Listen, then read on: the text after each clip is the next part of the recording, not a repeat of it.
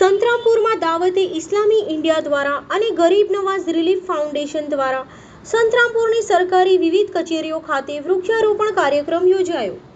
દાવતે ઇસ્લામી ઇન્ડિયાના વેલફેર વિભાગ GNRF ગરીબ નવાઝ રિલીફ ફાઉન્ડેશનની વૃક્ષારોપણ અભિયાન હેઠળ 9 જુલાઈ 2024ના રોજ આજે મહીસાગર જિલ્લાના સંતરામપુર શહેરમાં વિવિધ સરકારી કચેરીઓના કમ્પાઉન્ડમાં વૃક્ષારોપણ કરવામાં આવ્યું, જેમાં દાવતે ઇસ્લામી ઇન્ડિયા દ્વારા છેલ્લા ઘણા વર્ષોથી વૃક્ષારોપણ અભિયાન ચલાવવામાં આવી રહ્યું છે.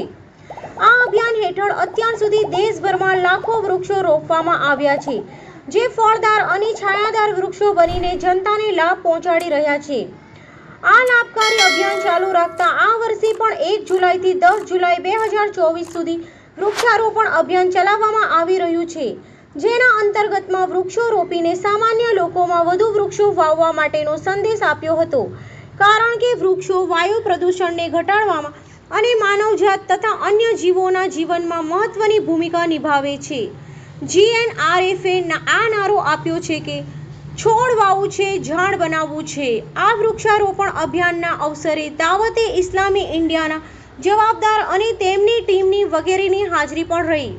સાથે આ કાર્યક્રમમાં સંતરામપુર પ્રાંત અધિકારી શ્રી CV પટેલ, સંતરામપુર મામલતદાર શ્રી IV પઠાણ, સંતરામપુર નગરપાલિકા ચીફ ઓફિસર દીપસિંહ હટીલા, સંતરામપુર તાલુકા પંચાયત કચેરીના TDO Patel madam, Santrampur police સ્ટેશનના inspector Shri KK Dindor, Santrampur civil હોસ્પિટલના RMO JK પટેલ, સંતરામપુર કોર્ટના શિવાજી મહાડી વગેરે ઉપસ્થિત રહ્યા હતા અને તેઓના વરદ હસ્તે પણ વિવિધ પ્રકારના વૃક્ષો જેવા કે ગરમાળો, બીલી, દાડમ, જામફળ, ગુલાબ, લીમડો, ગુલમોર, લીમડી, જાસૂદ, કાસિદ, જાંબુ વગેરે જેવા કચેરીના કમ્પાઉન્ડમાં રોપવામાં આવેલ હતા, જેમાં વૃક્ષો વાવો, પર્યાવરણ તમને બચાવશે તેમ જણાવ્યું હતું.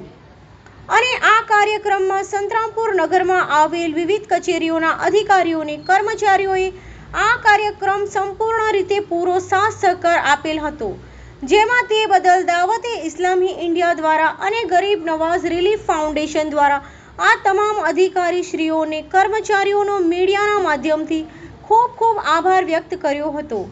આમ આ કાર્યક્રમને એકબીજાનો સાથ સહકાર લઈ પૂર્ણ કર્યો હતો.